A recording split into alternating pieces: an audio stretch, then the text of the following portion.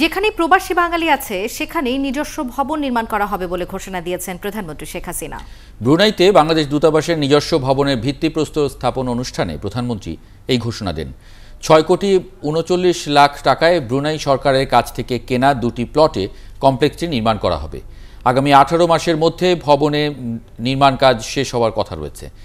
চ্যান্সেরি ভবন এবং রাষ্ট্রদূতের আবাসিক ভবন ছাড়াও একটি শহীদ মিনার রেখে এই ভবনটির নকশা করা হয়েছে। এছাড়াও বন্দর সেরি বেগুয়ানের ডিপ্লোম্যাটিক এলাকায় দূতাবাস ভবন নির্মাণ করা হবে।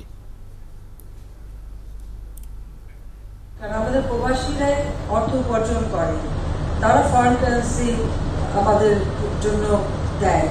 আমাদের যে রিজার্ভ আছে বৃদ্ধি পাচ্ছে, এটার জন্য আমাদের প্রবাসী বাঙালিদের বিশেষ অবদান রয়েছে এবং বিশেষ করে যারা শ্রমিক শ্রেণী কাজ করে তাদের অবদান সব থেকে বেশি বলে আমি মনে করি।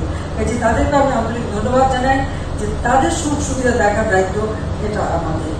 আর সেই সাথে যেখানে আমাদের বেশি সংখ্যক লোক আছে তাদের ছেলেমেয়েরা যাতে পড়াশোনা করতে পারে সেই নীতিমধ্যে আমার নির্দেশ আছে প্রতিটি জায়গায় একটা স্কুল তৈরি করে দেওয়া।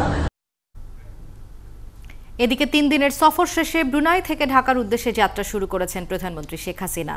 ব্রুনাইয়ের সময় বিকেলে বাংলাদেশ বিমানের একটি ফ্লাইটে রওনা হন প্রধানমন্ত্রী।